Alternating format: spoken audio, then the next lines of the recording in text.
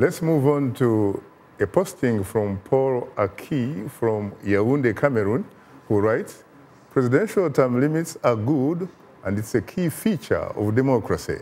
Term limits enhance regime change. Power alteration is a significant feature of democracy. Term limits prevent arbitrary and violent leadership. Power alteration through term limits helps to check corruption and abuse use of office by incumbents.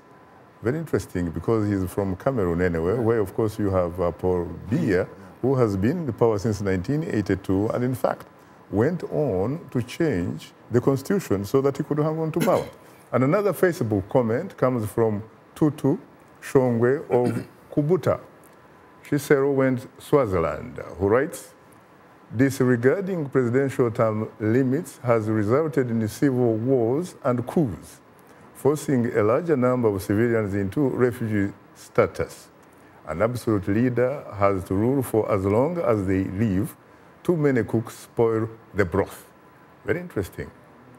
And here is one more Facebook comment, which comes from Savio Sakala of Lusaka, Zambia, who writes, presidential limits are good because they provide a mechanism to hold non-performing leaders accountable and embrace new leadership. Without term limits, the presidency can degenerate into a monarchy and authoritarianism. Well, very interesting, Major, especially for the gentleman from, of course, perhaps one of the world's last absolute monarchs, Swaziland. He's saying that, in fact, you don't need term limits because, of course, his king does not need term limits. He says they're not good. They cause people, in fact, to run into exile. Do you know of any example of that? Where term limits force people to go to exile? Yes. It's vice versa. I mean, too many cooks are bad, he says. Yes, I mean, the cause of violence and poverty and these illegal takeover of power, it comes from staying for too long. Mm-hmm.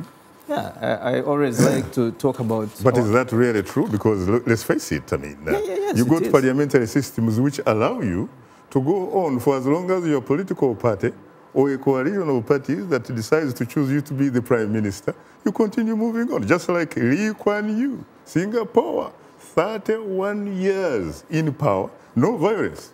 In fact, development. In fact, from third world to first world. In fact, I was going to weigh in on that, Shaka. I think one issue that is important, you know, I agree entirely with what President Obama said at the African Union. He was absolutely right. But why is he right? Why he's right? Certainly out of a population of 13 or whatever million, you don't expect one guy to be the most intelligent forever. And you see the problem with But if he is not intelligent, then how come nobody he's not tells only, that he's person that, by the way, you're not? Because Ugandan President Yoweri Museveni is on record, in fact, saying that he is the only man who has the vision thing. Okay, yeah, I'm coming to that. Actually, and nobody has, you know, has contradicted him. Yeah. Why? Very often what happens in a number of these countries, Africa, let's take Africa in particular, you have a lot of political sycophants around the head of state who make the head of state believe he's the only guy who can do this because they stand to gain out of the system.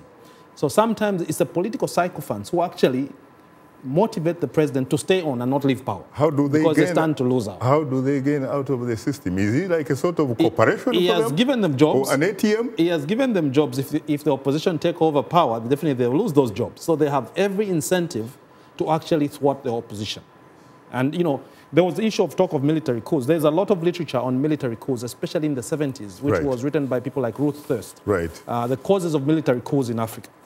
We are seeing pockets of, you know, bits of that. That's but the question now... Ruth First, the wife of Silovo. Yes, exactly. So there's a lot of literature on military coups. But what is more worrying is whether we are returning to the era of one-party state through this endless sort of perpetual, you know, political leadership, if you will, in Africa. And I think that's a very important question that we need to look at. Is Africa reverting to one-party states through perpetual leaders? Look at Ethiopia.